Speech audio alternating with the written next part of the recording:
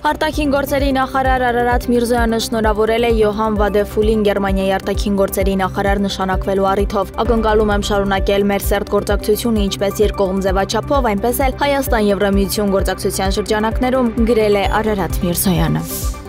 Արտաքին գործերի նախարարի տեղակալ Ռոբերտ Աբիսողոմոնյանը մասնակցել եւ բացման խոսքով հանդես է եկել ՄԱԿ-ի շրջանակներում ստեղծվող նոր միջազգային ներդրումային վեճերի լուծմանն ուղղված խորհրդատվական կենտրոնի գործարկմանը նվիրված երկրորդ աշխատանքային հանդիպմանը։ Իր խոսքում Ռոբերտ Աբիսողոմոնյանը կարևորել է Հայաստանի եւ ՄԱԿ-ի միջազգային առևտրային իրավունքի հանձնաժողովի միջև շարունակական գործակցությունը անդրադառնալով միջազգային ներդրումային վեճերի լուծմանն ուղղված խորհրդատվական կենտրոնի գործարկման գործընթացին արտաքին գործերի նախարարի տեղակալը վերահաստատել է Հայաստանի պատրաստակամությունը կենտրոնը կամ դրա տարածաշրջանային գրասենյակը հյուրընկալելու առնչությամբ, աջակցելով ներդրումային վեճերի կարգավորմանն ուղղված արդար, ներառական եւ թափանցիկ մեխանիզմի ստեղծման նախաձեռնությանը։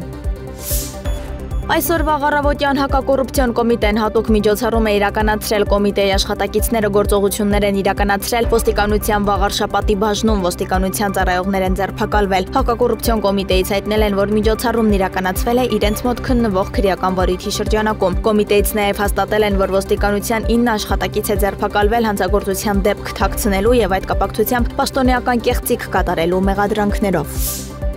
Մայիսի 7-ի վաղառավոտից վերսկսվել են մայիսի 4-ից անհետ կորած համարվող 2-ամյա երեխայի որոնողական աշխատանքները։ ՆԳՆ փրկարար ծառայության եւ ոստիկանության ծառայողները որոնողական աշխատանքներն իրականացնում են ինչպես Մարմարիկ բնակավայրում եւ հարակից տարածքներում, այնպես էլ Մարմարիկ գետի երկայնքով եւ Աղբյուրակի ջրամբարում։ Մինչ այս պահը որոնողական աշխատանքներին ներգրավված են ավելի քան 170 փրկարարներ։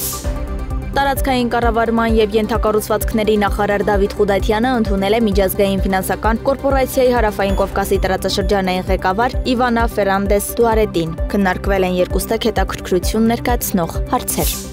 Մայիսի 7-ին Վատիկանի Սիքստինյան կապելայում մեկնարկել է նոր Հռոմի Պապի ընտրության քվեարկությունը կոնկլավը, որն ընթանում է փակ դռների հետևում խիստ գաղտնիության պայմաններում եւ կարող է օրեր տևել։ Քվեարկության ավարտի մասին կհայտարարվի կապելայի ծխնելյուզից բարձրացող ծխի միջոցով։ Եթե այն սև լինի, ուրեմն նոր պոնտիֆիկոսը դեռ չի ընտրվել, իսկ սպիտակ ծուխը կնշանակի, որ Պապն ընտրված է։ Հնդկաստանի վարչապետ Նարենդրա Մոդին հետաձգել է մայիսի կեսերին նախատեսված այցը Խորվաթիա, Նորվեգիա եւ Նիդերլանդներ։ Որոշումն ընդունվել է հաշվի առնելով Հնդկաստանի եւ Պակիստանի միջև լարվածության աճը։